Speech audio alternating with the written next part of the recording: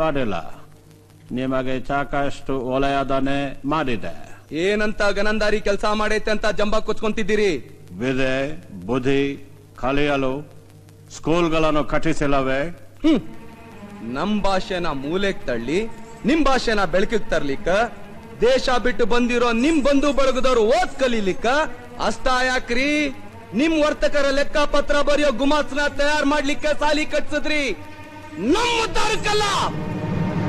ಕಾಡುದಾರಿಲಿ ಪ್ರಾಣಿಗಳ ಹಾಗೆ ಓಡಾಡೋ ನಿಮಗೆ ಸುರಕ್ಷಿತವಾದ ರೋಡುಗಳನ್ನು ಹಾಕಿಸಿಲ್ಲವೇ?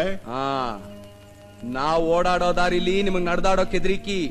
ನಿಮ್ ಸೈನಿಕರು ಅಧಿಕಾರಿಗಳು ಇಷ್ಟ ಬಂದಂಗ್ ತಿರುಗ್ಲಿಕ್ಕ ನಮ್ ದೇಶದ ಸಂಪತ್ನ ನಿಮ್ ದೇಶಕ್ಕೆ ರವಾನೆ ಮಾಡ್ಕೊಳಕ್ಕೆ ಸರಳ ಆಗ್ಲಿ ಅಂತ ರಸ್ತೆ ಮಾಡ್ಕೊಂಡ್ರಿ. ಜನರ ಆರೋಗ್ಯ ಕಾಪಾಡಲು ದವಾಖಾನೆಗಳನ್ನು ತೆರೆದಿಲ್ಲವೇ? ದವಾಖಾನಿ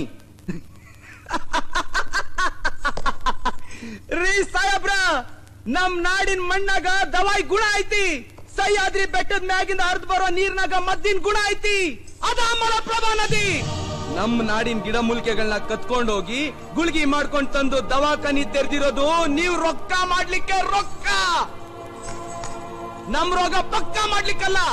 ರಾಯನ, ನೀನದು ಹತಾಶ ಭಾವನೆಯ ವಾದ. ಅದು ಅಲ್ಲದೆ ಇಲ್ಲಿನ ಸರಕಾರ ನಿಮ್ಮ ದೇಶಕ್ಕೆ ನಾಗರಿಕತೆಯನ್ನು ಕಲಿಸಿದೆ. ನಾಗರಿಕತೆ ನೀವು ನಮಗ್ ಕಲ್ಸದ್ರಿ?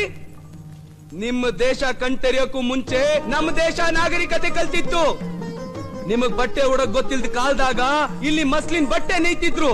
ನಿಮಗ್ ಭಾಷೆ ಗೊತ್ತಿಲ್ದ ಕಾಲದಾಗ ಇಲ್ಲಿ ಗ್ರಂಥಶಾಸ್ತ್ರ ಹುಟ್ಟೈತ್ರಿ. ಗ್ರಂಥಶಾಸ್ತ್ರ, ರಾಮಾಯಣ ಮಹಾಭಾರತ ಅನ್ನೋ ಕಾವ್ಯಗಳು ಹುಟ್ಟಿರೋ ಪುಣ್ಯ ಭೂಮಿ ಇದು. ಸಮಸ್ತ ವೇದ ಶಾಸ್ತ್ರಗಳು ಹುಟ್ಟಿರೋ ಈ ವೇದ ಭೂಮಿಗ ನೀವು ನಾಗರಿಕತೆ ಕಲ್ಸದ್ರಿ. ಇದು ಆತ್ಮವಂಚನೆ ಸಾಹೇಬ್ರ, ಆತ್ಮವಂಚನೆ.